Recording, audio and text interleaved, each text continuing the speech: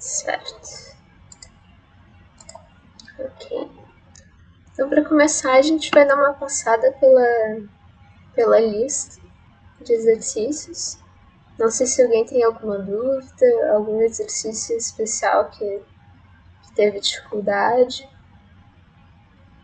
Porque senão eu só vou dar uma passadinha por cima com as respostas e daí a gente passa para a aula mesmo.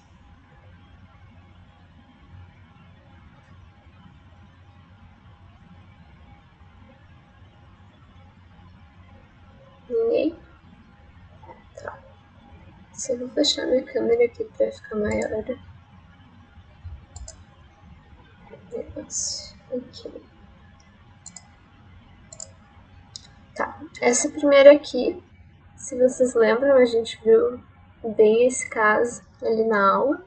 A gente tem dois bloquinhos unidos por uma corda que estão sendo puxados aqui para a direita com uma força que é de 60 newtons, certo?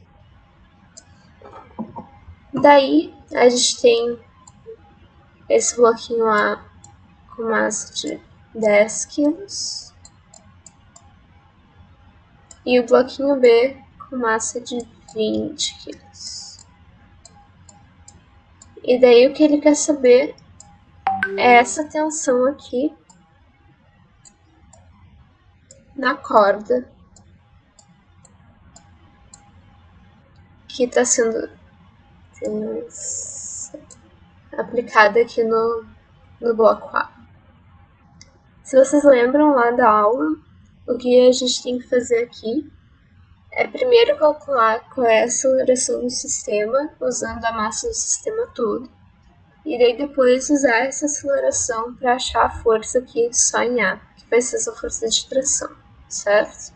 Então a gente vai ter que a força resultante no sistema vai ser igual a MA mais MB vezes a aceleração. Isso aqui vai ser igual a 30 quilos vezes A. E daí aqui a gente tem 60 newtons, é igual a 30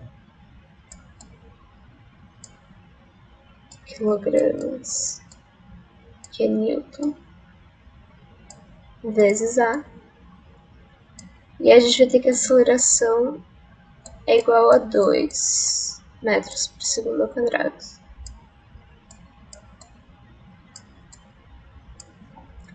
E daí agora que a gente sabe qual é a aceleração, a gente pode usar F igual a MA.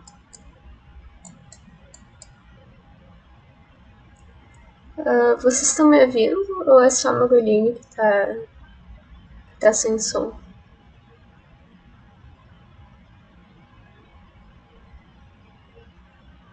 Tá, ok. Talvez saindo e entrando da chamada de novo, que às vezes dá problema no mconf com o som. Então a força vai ser igual a MA. A gente sabe agora a aceleração aqui é 2, a massa é 10. Então isso aqui vai ser 2 vezes 10. Que é igual a 20 newtons. Letra E aqui. Daí o segundo é uma questão sobre aquele plano inclinado, certo? A gente tem um plano com um bloquinho. A gente tem um ângulo aqui horizontal de 45 graus. 45 graus. E ele quer saber qual é o tamanho da força normal aqui no bloquinho. Aí, se vocês lembram, a gente separa o peso em componente. Aqui é a componente Y, aqui tem o peso. Daí a gente vai ter a componente Y e a componente X, certo? E daí aqui é normal, vai ser igual a componente y do peso, que vai ser igual ao peso vezes o seno de 45 graus aqui no caso. E daí isso aqui vai dar, o peso é um bloco de 3 kg, então são 30 newtons o peso, vezes aqui ele nos dá o seno cosseno de 45, vezes raiz de 2 sobre 2. Isso aqui vai dar aqui a letra C. Opa, ignore isso. A letra E aqui, raiz de 2 sobre 3. A terceira. Uma pessoa necessita da força de atrito em seus pés para deslocar-se sobre uma superfície. Logo, uma pessoa que sobe uma rampa em linha reta será auxiliada pela força de atrito exercida pelo chão e pelos pés. Em relação ao movimento dessa pessoa, quais são a direção e o sentido da força de atrito mencionada no texto? Então, o que a gente tem é aqui um planinho e uma pessoa subindo, certo? Aqui o pé da pessoa. Quando a gente está caminhando, mesmo que seja na horizontal, o que a gente faz? A gente empurra o chão para trás e daí o atrito com o chão faz uma força para frente, já que a gente está empurrando ele para trás, ele vai contra essa força de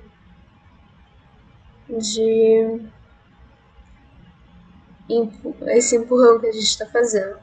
Então aqui a gente vai ter... Sim, eu tô gravando. É só que eu não tô gravando pelo MConf mais, porque segunda passada eu gravei pelo MConf e dele não gravou, então eu tive que gravar. Mas eu tô gravando por fora. Daí aqui no caso a gente vai ter que essa força de atrito ela vai ser paralela ao plano, certo? E ela vai no mesmo sentido do movimento, porque nesse caso o atrito é o que está nos ajudando a ir para frente, certo? Daí aqui na próxima a gente tem um sistema também que a gente viu ali na aula, mas esse daqui é mais conceitual, tá? Na representação da figura, o bloco A ele está descendo e ele está puxando o bloco B junto. E esse bloco B está se movimentando na horizontal por causa dessa força de tração, certo? A gente vai desprezar as massas aqui do fio, da roldana e das forças de resistência, a gente não tem atrito aqui. E daí ele nos pergunta o que acontece se a gente cortar aqui o fio, por exemplo, certo? A gente estava com um sistema que tinha aquela expressão assim, MA mais MB. E daí a gente corta aqui. O que vai acontecer? Agora que o B ele não está mais puxando, fazendo essa força de tração no A, o A não está tendo que arrastar o B mais, ele vai acelerar para a aceleração da gravidade, certo? Vai ter o peso dele só puxando, não tem a força de tração. Então ele vai ter a aceleração igual da gravidade, esse bloco A. E o bloco B, agora ele não vai mais ter uma força que tá puxando ele junto. Então ele vai ficar numa velocidade constante, certo?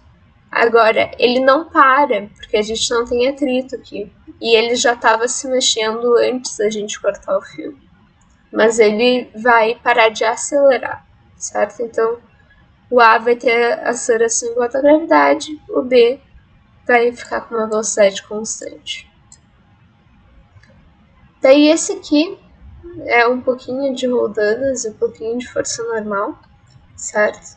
A gente tem uma pessoa com peso, a massa de 50 kg, então o peso é de 500 newtons, certo?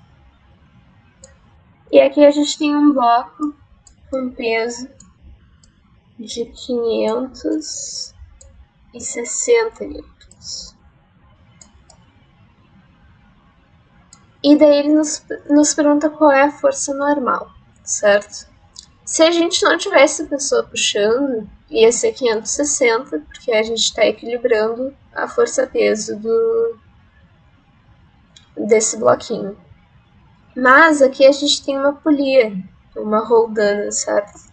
É uma roldana fixa, tomem cuidado com isso. Então ela só vai redirecionar isso aqui. Então o que vai acontecer é que vai ter uma força de tração puxando com 500 newtons para cima, certo? Mas o peso da pessoa é menor do que o do bloco, então ele não vai sair do lugar, ele vai continuar no chão. E ele vai continuar tendo uma certa força normal. Essa normal vai ser o que falta aqui para completar o 560, certo? Para equilibrar esse peso. Então vai ser 60 newtons. E por último aqui uma questão de força de atrito. A gente tem um bloco com massa 5 kg, então o peso do bloco vai ser igual a 5 vezes 10, que é igual a 50 newtons. A gente não tem mais nenhuma força, nenhum plano inclinado. 50. Então isso aqui vai ser igual à força normal, certo? E esse bloco ele está se movendo, certo? A gente sabe que ele está se movendo, então tem que ser atrito cinético, com uma velocidade constante. O que isso quer dizer? Que essa força aqui, ela está se cancelando, ela vai ter o mesmo tamanho do atrito cinético, certo? Já que no total ele está com velocidade constante, ele está em equilíbrio, certo? Então o que a gente vai ter aqui vai ser que a força F vai ser igual à força de atrito cinético, e isso aqui vai ser igual ao coeficiente de atrito cinético vezes a força normal. E aqui ele nos dá o coeficiente, vale 0,2 vezes 50 newtons. Isso que vai dar 10 newtons. Certo? Alguém com alguma dúvida que sobrou dessa parte?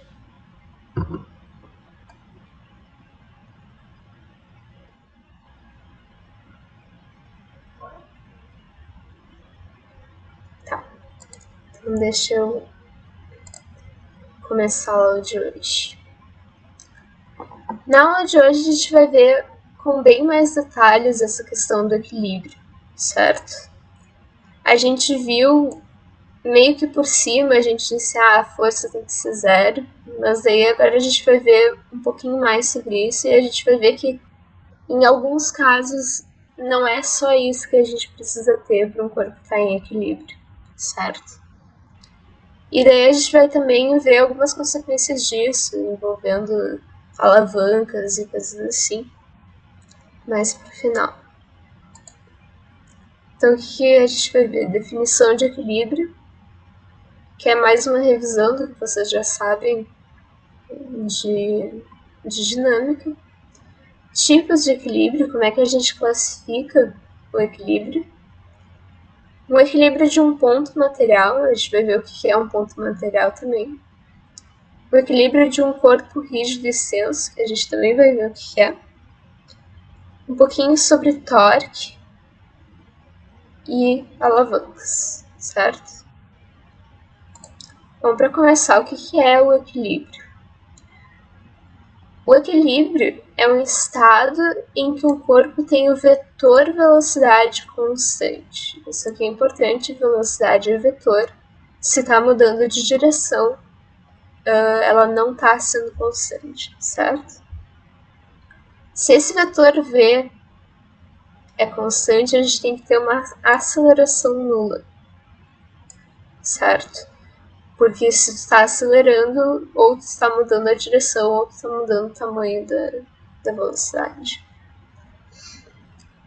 E aqui, por causa da segunda lei de Newton, o F é igual a ma, se a aceleração tem que ser nula, então a força resultante que está agindo sobre esse corpo tem que ser nula. Então, por exemplo, nesse bloco aqui, essa força aqui que está sendo aplicada, essa componente da força e essa componente da força tem que cancelar com isso aqui e com isso aqui para a gente ter um equilíbrio, certo? Como é que a gente classifica esse equilíbrio? A gente tem duas situações em que a gente tem o equilíbrio. Ou o corpo está parado, certo? Velocidade igual a zero, não muda, faz sentido, tem equilíbrio. A gente chama isso de equilíbrio estático, estático de parado, certo? Depois a gente tem o equilíbrio dinâmico, certo? Que é um equilíbrio em que a gente tem o vetor velocidade constante, mas não nulo, que é o MRU que vocês já viram lá em cinética. O equilíbrio estático a gente pode separar ainda em três tipos.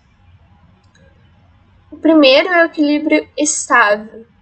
Estável quer dizer que ele não muda facilmente, certo? Quando isso acontece, por exemplo, tu tem uma bolinha numa tigela, tu dá uma batidinha na bola, mexe ela um pouco aqui para cima na tigela, ela vai tender a voltar para a posição inicial dela, que é a posição de equilíbrio dela, certo? Qualquer movimento que tu faça dessa bola, ela vai tentar voltar para aquele estado. Então é um equilíbrio estável. Outro tipo de equilíbrio é o equilíbrio instável, certo? É o caso de, por exemplo, se vocês têm uma bola bem em cima numa colina, e se vocês derem uma batidinha para qualquer lado, menor que seja, ela vai acabar caindo. E daí ela não vai mais estar em equilíbrio, certo? E por fim a gente tem o equilíbrio indiferente, em que tu pode dar uma batida na bola, ela vai mudar de lugar e daí ela vai achar um outro ponto de equilíbrio, ok? Quais são as diferenças? Nesse caso aqui, se vocês mudarem um pouquinho a posição, ele vai tender a voltar e ele vai manter o equilíbrio, certo? Então vocês vão ter a mesma posição de equilíbrio e vão manter o equilíbrio. Aqui, se vocês fizerem alguma mudança, vocês vão sair do equilíbrio e sair dessa posição. Vocês não vão conseguir voltar facilmente para esse estado aqui. E aqui vocês vão sair da posição que estava de equilíbrio antes, mas vocês vão manter o estado de equilíbrio, ok? Agora a gente vai ver um pouquinho sobre o equilíbrio de um ponto. Tá? O que é um ponto material ou uma partícula, assim, que é outro jeito de chamar isso aqui. A gente considera qualquer coisa com dimensões que não são importantes pra gente, para resolver o problema, como um ponto, certo? Até agora, quase todas as coisas que vocês viram, que vocês aprenderam com a gente, vocês estavam tratando os objetos como pontos, mesmo que vocês não tivessem percebido, sabe?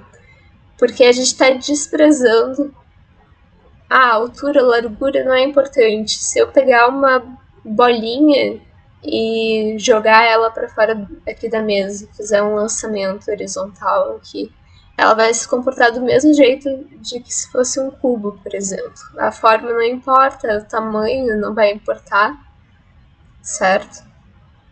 Aqui também, por exemplo, vocês vão ver em gravitação um satélite que está girando em torno da Terra, por exemplo. Vocês não precisam saber qual é a forma do satélite, para que lado ele está direcionado para conseguir fazer as contas, porque em comparação com a Terra ele é tão pequeno que não faz diferença, certo? E daí a gente desconsidera todas essas coisas que não são importantes porque elas deixam as contas bem mais fáceis, certo? E a gente considera como se todos os vetores, as velocidades, as acelerações, forças, estão todos aplicados no mesmo ponto. Porque daí fica bem mais fácil de cancelar as coisas, de fazer somas e etc. O equilíbrio de um ponto vocês já viram, essa condição aqui. Essas forças estão todas sendo aplicadas no mesmo lugar, elas vão se cancelar, tu vai poder somar bem fácil isso aqui. E daí, a condição de equilíbrio só vai ser que a força resultante seja zero. Se tu tem isso, está em equilíbrio esse ponto. Certo? Agora, o que acontece se a gente não tiver um ponto? Se a gente tiver um objeto com dimensões que fazem diferença. O que eu quero dizer com isso, certo? Eu tenho aqui uma barra, ela está fixa aqui, ela está sendo suspensa, tem um eixo aqui, ela pode girar em torno desse eixo. A gente vai aplicar uma força aqui para baixo, nessa ponta da barra, e uma força para cima, nesse outro lado da barra. Se vocês forem pensar só na condição aquela de equilíbrio por um ponto, ele estaria em equilíbrio, né? A gente tem uma força para cima, uma força para baixo do mesmo tamanho, que se cancela. Mas, claro que não é isso que vai acontecer. Tu tem uma força que está fazendo a barra girar para esse lado. Tu tem uma força que está fazendo a barra girar para esse mesmo lado, mesmo sentido. Os dois estão tentando fazer a barra girar no sentido anti-horário. O que vai acontecer é que a barra ela vai girar, certo? Se ela está girando, ela tem uma velocidade lá que está, por exemplo, esse ponto aqui da barra, ele vai ter uma velocidade aqui, ele vai ter uma velocidade aqui, ele vai fazer toda a volta e essa velocidade ela está mudando. Esse vetor velocidade está mudando, quer dizer que não está em equilíbrio. Tá, mas como é que a gente descreve isso? Se só as forças não são suficientes para a gente achar o equilíbrio, como é que a gente faz? Certo? Primeiro a gente vai ver um pouquinho mais sobre esses corpos extensos rígidos. Como eu disse, esses são objetos que as dimensões importam para o problema que a gente está estudando. Rígidos quer dizer que eles não se deformam, tá? Isso aqui é para deixar mais fácil a nossa vida, porque se a gente começasse, sei lá, se fosse elástico, alguma coisa assim, ia ficar muito complicado de calcular as coisas. Alguns exemplos de corpos cujas dimensões importam, sabe? Por exemplo, numa balança, aqui, dependendo de onde e do tamanho que está aplicando as forças, tu vai ter situações de equilíbrio ou de não equilíbrio baseadas se tu aplicar, por exemplo, aqui a força, se tu trocar de lugar. Isso aqui vocês vão ver que vai ser diferente se eu tivesse colocado o peso aqui na ponta. Tá? Coisas como chaves ou alavancas de qualquer tipo, vai importar onde tu está fazendo, onde tu está aplicando essa força. Porque se tu aplicar, não sei se vocês já usaram uma chave dessas em algum momento, mas se vocês fizerem força na ponta, vocês vão ter muito mais facilidade de girar aqui o parafuso do que se vocês aplicarem bem aqui no iniciozinho e a gente vai ver por que isso. Numa gangorra também. Importa em que ponto da gangorra tu tá fazendo a força. Não sei se vocês já tentaram, por exemplo, tem alguém sentado aqui. Se tu sentar aqui bem perto do suporte, tu não consegue fazer a gangorra cair pro teu lado. Mas se tu sentar aqui na ponta, tu vai conseguir. Coisas assim, certo? Esses corpos, eles vão ter duas propriedades, esses dois conceitos aqui, que vão ser importantes para a gente descrever eles, certo? O centro de massa é o ponto que se comporta como se toda a massa do corpo estivesse concentrada ali, tá? O que eu quero dizer com isso? Quer dizer que se eu tivesse num sistema que não importasse as dimensões, eu ia tratar todo esse corpo como se fosse esse pontinho aqui, por exemplo, com a massa do corpo todo. Tá? E dependendo da forma e da composição do corpo, esse centro de massa ele vai ser diferente. Por exemplo, se tem um corpo irregular, fica bem difícil de dizer onde é que está o centro de massa dele. Pode estar aqui, depende do formato específico. Se tu tem um corpo que não é uniforme, por exemplo, tem materiais diferentes, tu tem essa metade aqui de chumbo e essa parte aqui de alumínio, por exemplo, dessa bolinha. É claro que o centro de massa vai estar mais perto daqui. Mais perto do lado mais pesado, certo? Por que isso é importante? Tá? Por causa desse outro conceito aqui, que é o centro de gravidade. Que é o local onde a gente chama, onde é aplicada a força-peso, certo? Vamos pegar um exemplo de, sei lá, pode ser um lápis que vocês têm em cima da mesa. Vocês estão com ele aqui na bordinha. Por enquanto ele está em cima da mesa, ele está sendo sustentado pela força normal aqui da mesa, ele não vai cair. E aí tu vai empurrando esse lápis aqui para a direita, até que chega um ponto em que ele não vai mais estar sendo completamente sustentado pela normal. A normal não consegue mais manter ele aqui. Por quê? Porque, na verdade, o peso... Vamos fingir que é um lápis homogêneo, assim, que seja simétrico. Que aqui seja o centro de gravidade. Quando esse centro de gravidade ele passar aqui da borda, vai ser o ponto em que ele vai cair. Ok?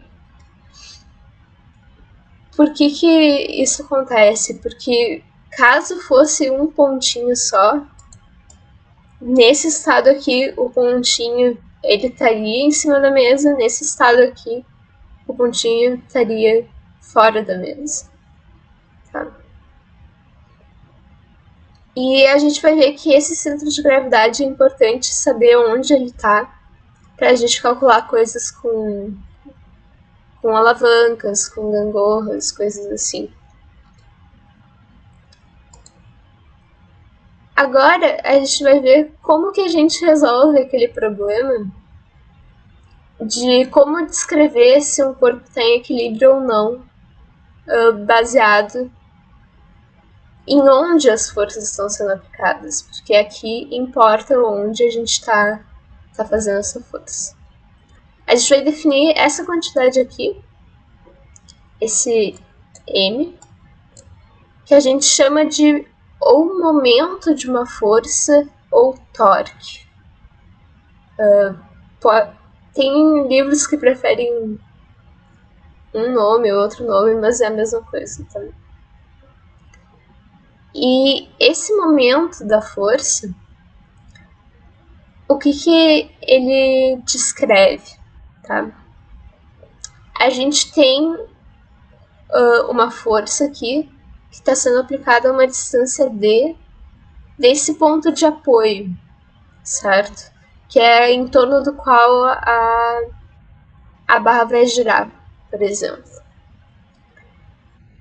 A gente vai definir o momento como sendo a força vezes a distância, certo? E o que esse momento vai descrever? Ele vai nos dizer qual é a capacidade de uma força de causar uma rotação, tá? O torque, ele causa uma rotação. E esse F vezes D vai nos dizer qual é a intensidade dessa rotação. No caso, o torque, ele vai ser como se fosse uma força angular, assim. Ele vai ter o mesmo papel que a força tem no movimento linear, movimento de queda livre ou coisas assim. O torque vai fazer isso pro movimento circular, certo?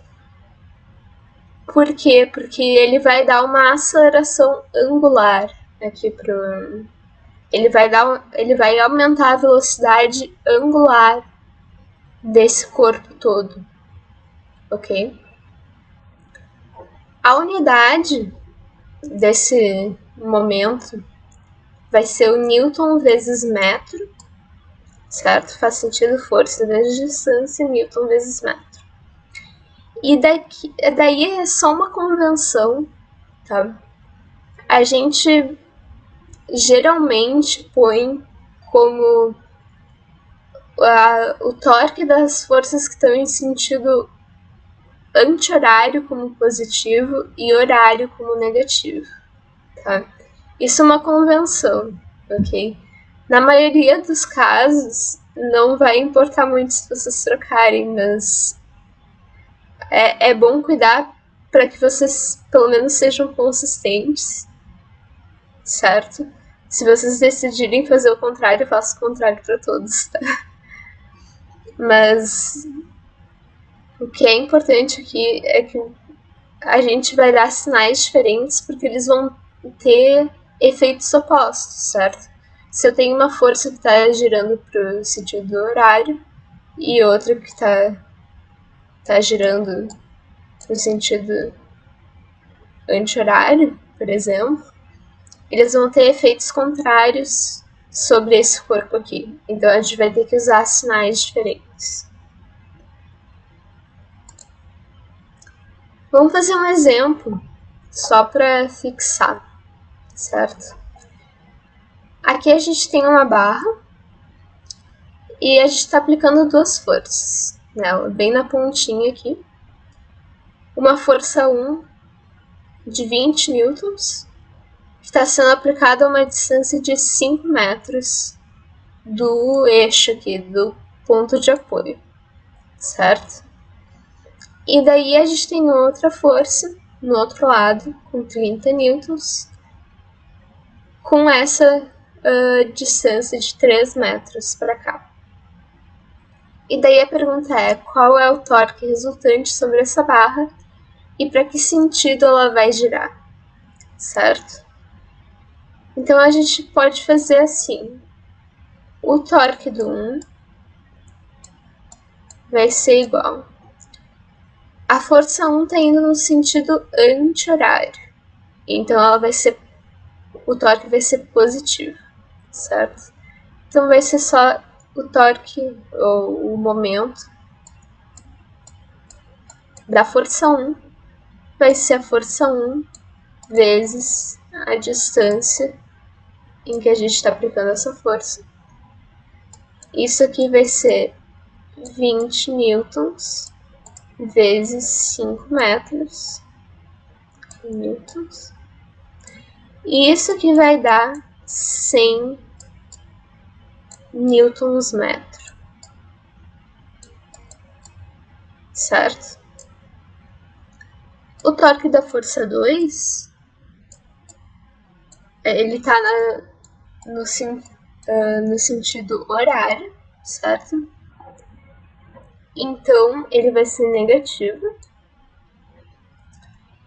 E essa força 2 aqui vai ser 30 newtons, usando a mesma fórmula, força vezes distância, vezes 3 metros. Sim, eu tô gravando, Leide. Eu só não tô gravando no mconf, porque ele já deu problema pra mim antes.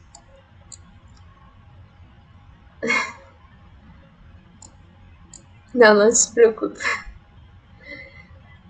Tá, daí aqui a gente vai ter força 2, 30 newtons, distância 2, 3 metros, menos 90 newtons vezes metro. Daí agora a gente, para achar o momento resultante, ou torque resultante, isso aqui vai ser M1 mais M2, mais M2.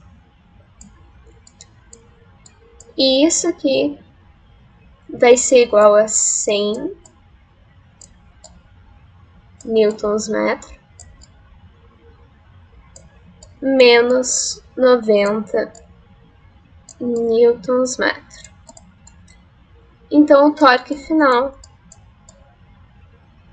ou o momento da força final, vai ser 10 newtons metro. Agora, o que isso quer dizer? Esse 10 ele é positivo. Então, a gente vai ter um movimento no sentido anti-horário. Agora, notem, o sentido anti-horário é o da força de 20 newtons, não de 30 newtons. Certo? Então, apesar da gente ter uma força maior aqui desse lado, essa barra ainda vai girar no sentido anti-horário, porque essa distância maior, ela potencializa o efeito dessa força aqui. Certo? E isso é muito importante, a gente vai ver que é muito útil isso quando a gente for ver alavancas. O que acontece se a gente tem uma força que não é perpendicular aqui? Se ela não tá bonitinha aqui para baixo, por exemplo. O que vai acontecer? A gente tem essa força F aqui, tá? A gente pode separar essa força F em componentes, certo? A gente pode separar ela numa componente horizontal, aqui o Fx, e no componente vertical, que é esse Fy aqui, certo? O que vai acontecer? Esse Fx aqui, ele tá puxando aqui a barra ao longo dela, mas ele não vai causar nenhuma rotação, certo? Ele não tá puxando nem para cá, nem para cá, então ele não vai fazer essa barra girar. Então, essa componente aqui, ela não vai ser importante para o torque. Só o que vai importar aqui para o cálculo do momento, ou do torque, vai ser essa componente aqui, que é a componente que está perpendicular aqui a barra.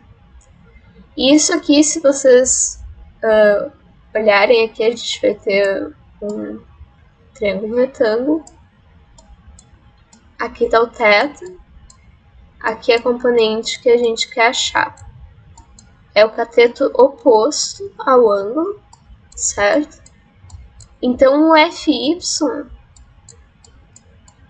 ele vai ser igual a F vezes o seno desse ângulo aqui. E a gente vai usar isso em vez de só o F quando a gente for calcular o momento, tá? Então, caso não seja uma força bonitinha e perpendicular aqui, a gente tem que usar o seno para encontrar essa componente.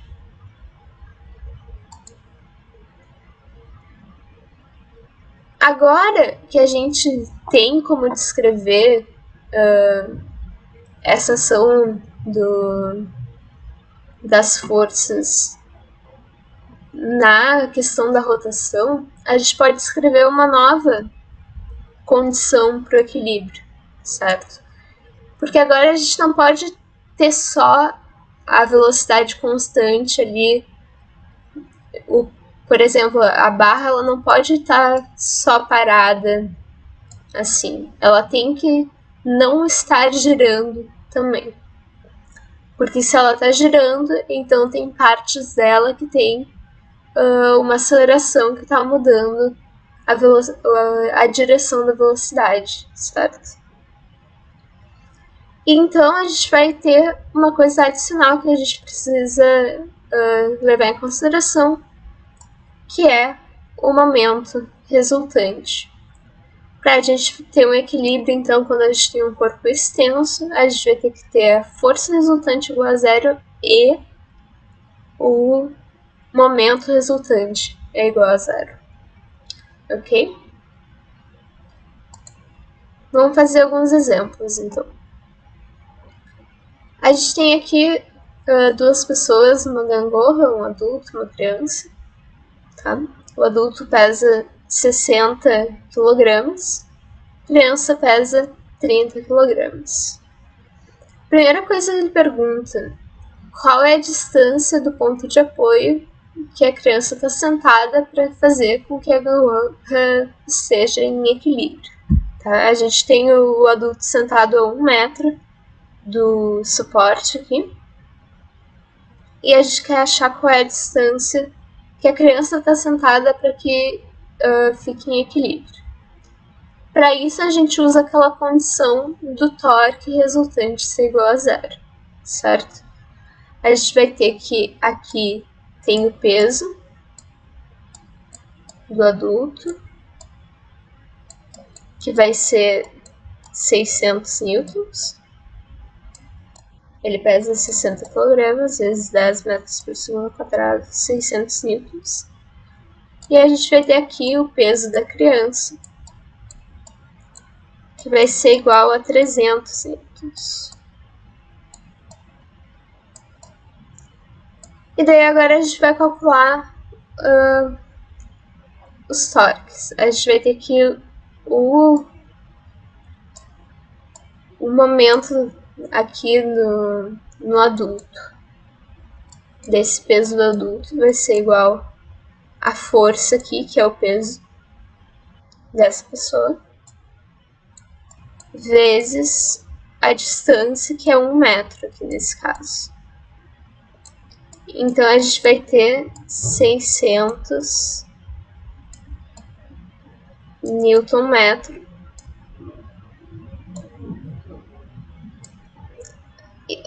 E daí, lembrando que isso aqui está no sentido horário, certo? Então tem que ter um menos na frente.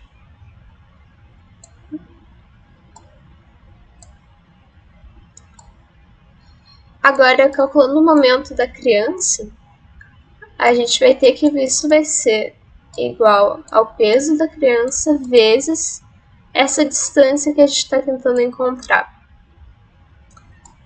E a gente sabe que o peso é 300 newton, então vai ser 300 de newton metro, tá? E somando isso aqui, tem que dar igual a zero. Então a gente tem que 300D menos 600 tem que ser igual a 0. E resolvendo essa equação aqui, a gente encontra que D tem que ser igual a 2 metros, certo? Faz sentido, né? O adulto é 2 vezes mais pesado do que a criança aqui nesse caso. Então, a distância que ela tem que estar tem que ser 2 vezes maior para ter o mesmo torque, ou o mesmo momento. Tá. Se a gente encontrou aqui a distância, agora a segunda coisa que ele pergunta é qual é a força sobre o ponto de apoio. O que ele quer dizer com isso? A gente sabe que isso aqui está em equilíbrio, né? A gente usou a condição do momento para encontrar aqui a distância, então a gente sabe e fechou o momento igual a 0. Mas a força resultante também tem que ser igual a 0. E o que a gente tem aqui? A gente tem um peso para baixo de 600 newtons, a gente tem outro peso para baixo de 300 newtons. Para a gente cancelar isso aqui, precisa ter uma força para cima aqui. E essa força ela é aplicada aqui no eixo. Por que essa força aqui ela não entra no cálculo do momento? Porque ela está sendo aplicada logo ali no ponto de apoio. Então, a distância dela do ponto de apoio é 0. Então, automaticamente, o momento dela vai ser 0. Mas essa é a força que vai compensar esses pesos para baixo para que a gente encontre força resultante igual a 0. Certo? Então, a força resultante, aqui deixa eu pôr um F, vai ser igual a F menos 600 newtons, porque está para baixo, menos 300 newtons. E isso aqui tem que dar igual a 0.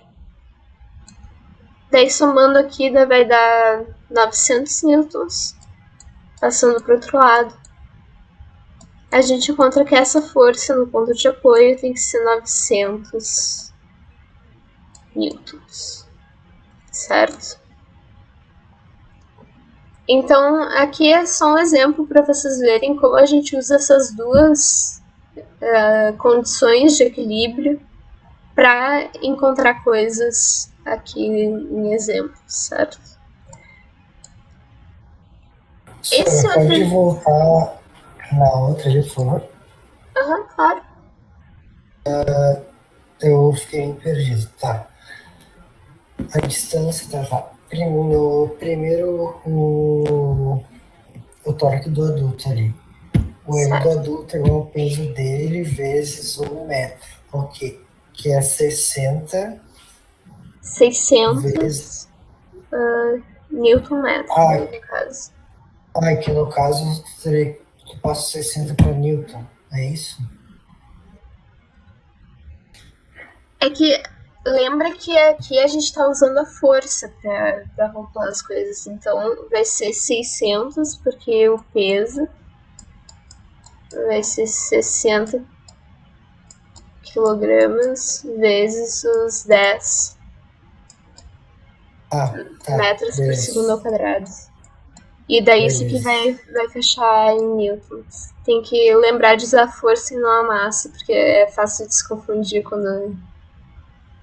quando tem questões desse tipo. Não, beleza, agora sim. Tá. Vou passar por esse aqui então. Essa aqui é uma questão da URGS do ano passado, que eu vou fazer junto com vocês, porque ela é um pouquinho mais compridinha, assim, do que as questões que vão estar na lista, mas é um bom exemplo, assim, de como a gente calcula coisas com torque, tá? Aqui eles usam como exemplo o braço de uma pessoa quando a gente está segurando um peso, tá? A gente vai ter 3 forças que vão ter um torque aqui. a gente vai ter a força, peso desse corpo que a gente está levantando, que ela vai tentar fazer o nosso braço girar para trás aqui. A gente vai ter o peso do próprio braço, que vai ser aplicado aqui no meio do braço, que também vai tentar fazer o nosso braço voltar aqui para baixo. E a gente vai ter essa força aqui para cima, que é a força que o nosso bíceps faz para fazer para sustentar esse corpo, tá? No caso aqui, essa força FC aqui, ela vai ser no eixo de rotação, então o torque dela vai ser 0. E ela tá aqui só pra ter a condição de equilíbrio. Ela vai ser essa força que vai deixar a força resultante igual a 0 no final. Mas ela não vai importar para essa questão. Por quê? Aqui a questão nos diz: a figura representa esquematicamente o braço e o antebraço de uma pessoa que está sustentando um peso P. O antebraço forma um ângulo de 90 graus com o braço. A força FB é a força exercida pelo bíceps sobre o antebraço e FC é a força na articulação do cotovelo. Sendo o módulo do peso 50 newtons e o módulo do peso do antebraço 20 newtons, qual é o módulo da força FB? Tá? Aqui, na verdade, a gente não vai precisar dessa força aqui para calcular, porque a gente vai conseguir fazer só com a condição do torque, tá? Deixa eu mostrar como. Na verdade, o que aquela figura está nos dizendo é isso aqui. A gente tem um corpo, uma barra, que no caso é os nossos ossos do antebraço. A gente tem um peso aqui na ponta de 50 newtons. O peso aqui da própria barra vai ser de 20 newtons. E a gente tem um peso, uma força aqui que está puxando para cima para equilibrar os momentos desses pesos. E ele nos dá as distâncias dessas em que a gente está aplicando essas forças, tá? Então vamos calcular primeiro os momentos de cada uma delas, tá? Primeiro, o momento dessa força-peso da bola aqui. Isso vai ser igual ao P, que é a força, vezes a distância em que ela está sendo aplicada. Aqui ele nos diz que essa distância é de 36 centímetros. Então isso aqui vai ser 50 newtons. Esses 36 centímetros a gente pode converter em metros, isso vai ser igual a 0,6 metros, 36 metros.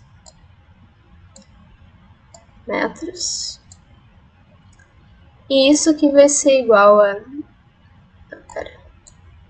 Isso aqui é 1 vezes 0,36 metros.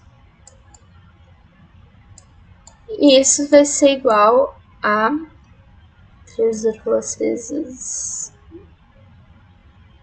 5 vai dar 18 newtons vezes metro.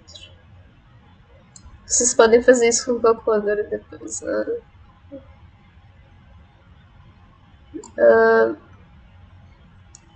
Agora, o momento do peso do braço mesmo, esse PA. Ele vai ser igual ao peso, aqui, PA, vezes a distância em que ele está sendo aplicado. Isso aqui vai ser igual a 20 newtons. Olha isso aqui. 20 newtons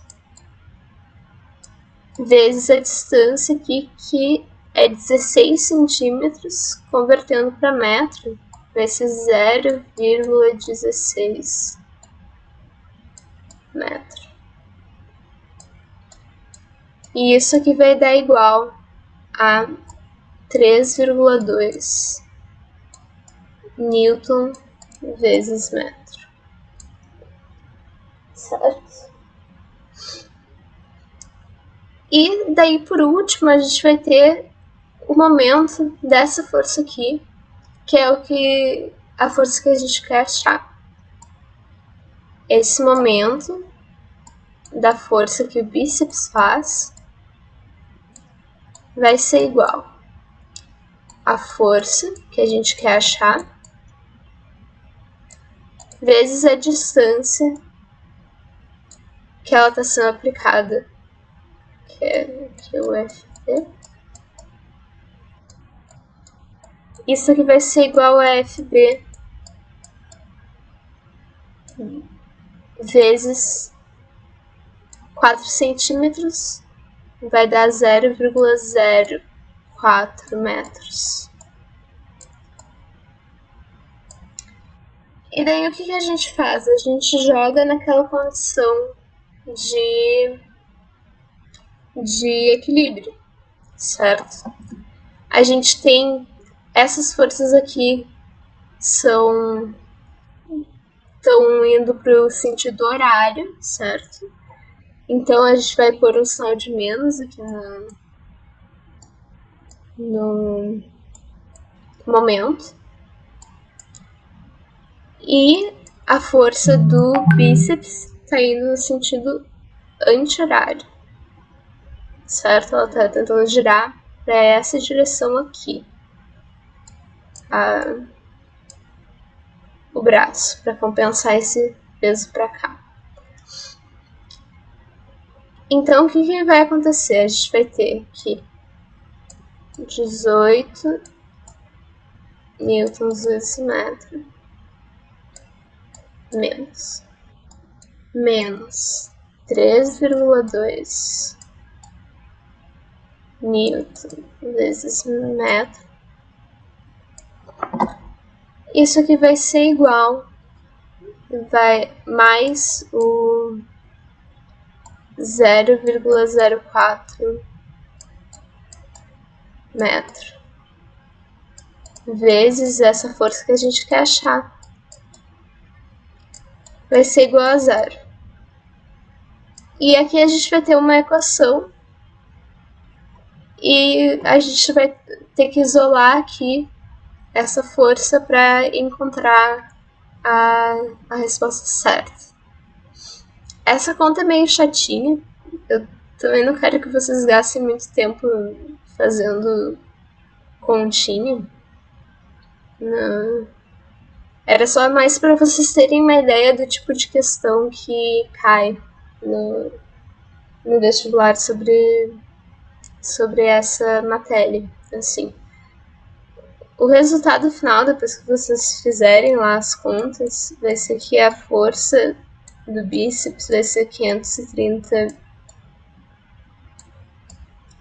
newtons, tá? Não se preocupem muito em fazer essa conta, porque não é o objetivo aqui. Que é a letra E aqui no resultado final. Mas é mais só para vocês terem uma ideia, assim.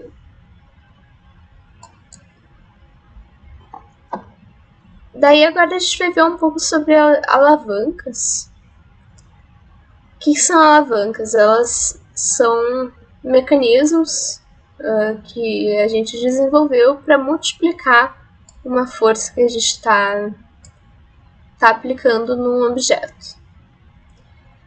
Por exemplo, se eu tenho um peso aqui e essa distância aqui entre a força que eu estou aplicando e o ponto de apoio for maior do que a distância aqui entre a força-peso e o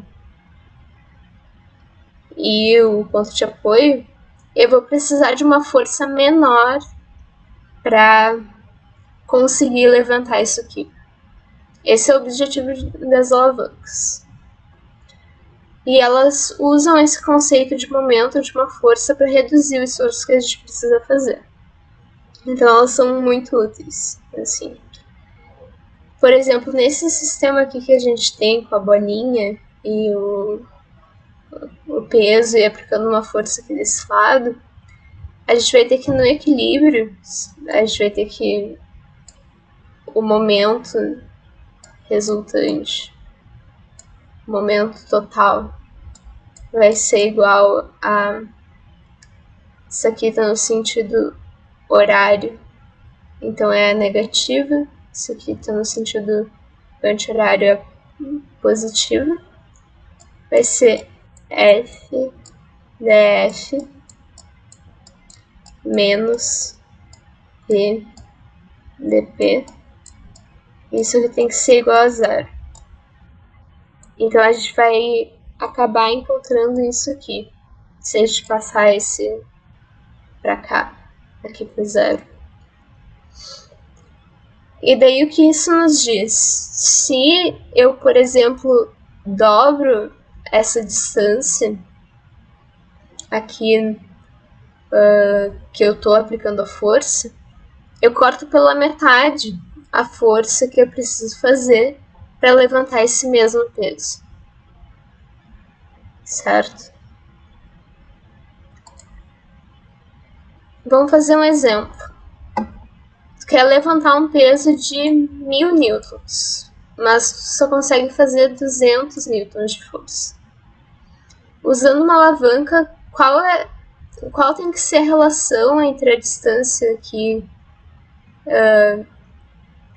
do ponto onde tu faz a força para o ponto de apoio e do ponto onde está aplicada a força peso para o ponto de apoio, para que tu consiga levantar esse corpo sozinho? O que a gente faz? Usa aquela condição. O momento resultante tem que ser igual. Essa aqui está no sentido anti-horário, então a gente vai usar essa aqui como positiva. F df menos P dp tem que ser igual a zero. E daí a gente tem aqui a força-peso e a força que a gente está fazendo, que a gente consegue fazer. Então a gente vai ter aqui 200 newton vezes df menos 1000 newtons vezes dp. Isso aqui vai ser igual a zero. A gente vai ter que 200 newtons vezes df vai ser igual a 1000 newtons vezes o dp. Se vocês passarem esses 200 newtons dividindo aqui, certo? Se vocês dividirem os dois lados por 200 newtons, 200 newtons, vocês vão encontrar, aqui vai dar 1, aqui vai dar 5. Então, no final, a gente vai ter que a distância que tu precisa ter aqui de barra para conseguir levantar esse peso aqui, vai ter que ser 5 vezes a distância que o teu peso tá do ponto de apoio. Então, quanto maior o tamanho aqui dessa alavanca, mais força tu consegue levantar ou menos esforço tu precisa gastar para fazer o mesmo trabalho.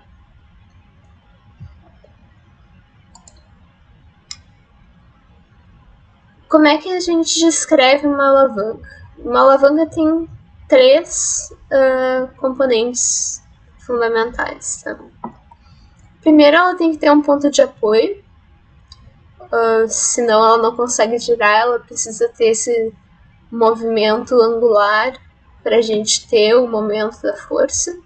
Lembre que o momento está sempre relacionado com um movimento angular, certo? Ela tem que ter o que a gente chama de força resistente ou resistência. Pode ser uma coisa que tu está tentando levantar, pode ser, por exemplo, se tem uma pinça, uma coisa que tu está tentando agarrar. Mil opções do que isso aqui pode ser, só que ela vai contra o que tu quer fazer, certo? E daí a gente tem a força potente, que é a força que tu tá aplicando para causar o movimento ou realizar a ação que tu quer que aconteça. Com isso, a gente vai poder separar as alavancas em 3 tipos, dependendo de como elas estão organizadas, tá? Esses 3 tipos são interfixa, interpotente e interresistente. Para ficar mais fácil de lembrar, lembrem que inter é uma palavra do latim que significa entre, certo? Então, o que vier depois do inter vai ser o que está no meio desse arranjo aqui, ok? A interfixa. Fixa é o ponto de fixação, ponto de apoio, que vai estar, nesse caso, no meio. Essa daqui é a mais óbvia que a gente pensa quando a gente pensa em alavancas. A gangorra é uma alavanca que é interfixa. Uma balança, por exemplo, uma balança que tem 2 pratos, assim. Os dois puxando para baixo vai ser uma alavanca interfixa. Uma tesoura vai ser uma alavanca interfixa, por exemplo, se vocês pensarem, a força resistente é a força que a coisa que vocês estão tentando cortar faz para resistir. O ponto de apoio é ali a parte onde se cruzam as lâminas da tesoura, e a força de vocês fica ali onde vocês estão agarrando. A força interpotente é a que a força potente vai estar no meio. Ela vai estar entre o ponto de apoio e a força resistente. Alguns exemplos são uma pinça. Se vocês pensarem uma pinça assim, aqui está o ponto de apoio, vocês pegam aqui e a coisa que vocês querem pegar está aqui. O braço que a gente viu naquele exemplo, ele é um exemplo de alavanca interpotente. E daí a gente vai ter também a alavanca interresistente, que é a alavanca em que a gente tem a força resistente no meio. Que alguns exemplos são o carrinho de mão. Se vocês têm o carrinho de mão aqui. Aqui está onde está sendo o ponto de apoio. Aqui está o peso que vocês querem carregar. Certo? Força-peso. E aqui vocês que estão levantando o carrinho para cima. Certo?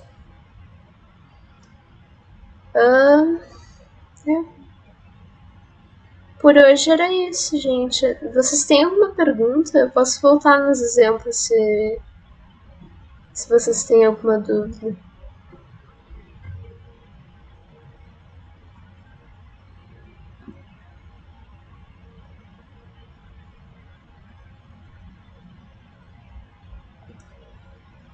Porque a gente ainda tem um pouco de tempo de aula, se vocês.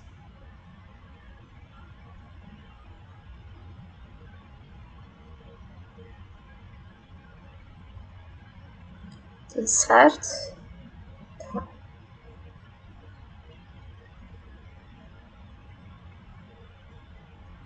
Certinho, então. Bom, se vocês não têm nenhuma dúvida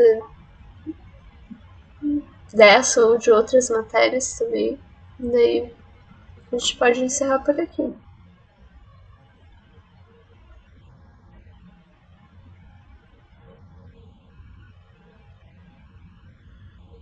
Vai ser na quinta que é liberada a lista. Daí na quinta quem vai assumir é o professor Germano, ele vai dar aula de vocês de gravitação, que é bem legal. Então, boa noite, gente.